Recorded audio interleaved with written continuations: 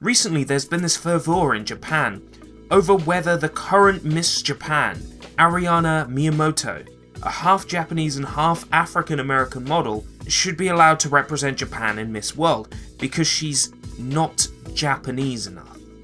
I'm not here to air some political views, but I admit that some of Japan is still very xenophobic. She was born and raised in Japan, so why shouldn't she be allowed to represent Japan?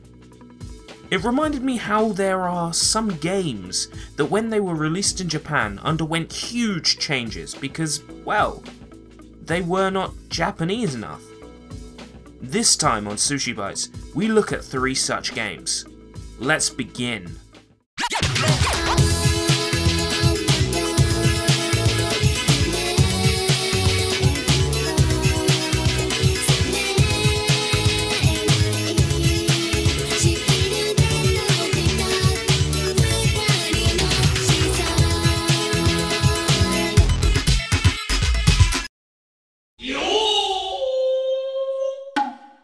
Pandemonium is an early PS1 title, and infamous for its goofy characters Fargus and Nikki, who accidentally unleashed evil when pissing about with a magic spellbook.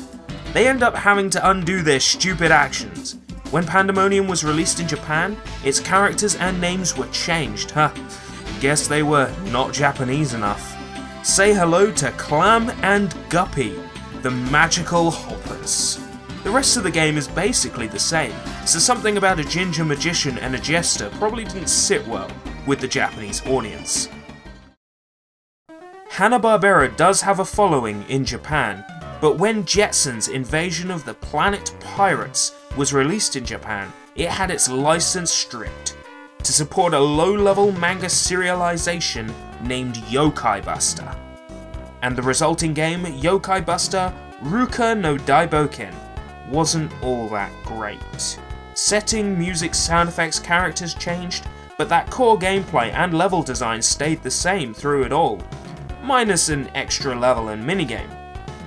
This was a marketing decision and nothing else, a last-ditch attempt to recover the lost readership when Kadokawa Shoten's Marukatsu Famicom magazine retooled itself to become Marukatsu Super Famicom magazine. It didn't work, and, well, instead of Ruka-chan becoming this huge mascot as Kadokawa had hoped, she's nothing more than a sore thumb example that sometimes Western games get altered when released in Japan, because they are not Japanese enough. The famous Peanuts character, Snoopy, is hugely popular in Japan. So how weird it is that a game that contains Snoopy in English-speaking countries was changed to contain Donald Duck when released in Japan. What? Is Snoopy not Japanese enough? Snoopy's Silly Sports Spectacular is based on the British computer game Alternate World Games. Well, less based off and more almost a complete port. This is because Kemco managed to sign a deal with Gremlin Graphics to port some of their PC games to consoles, though Snoopy was the only one to happen. A shame because a console Monty game would have been awesome. Kemco still had the rights to publish Disney games in Japan, so Kemco chose to use Donald Duck in Japan. Capcom had the rights to publish Disney games on Nintendo platforms in the English-speaking world, hence why Kemco chose Snoopy. This was solely a marketing decision, and a shame. I really think Donald Duck fits this game better than Snoopy does.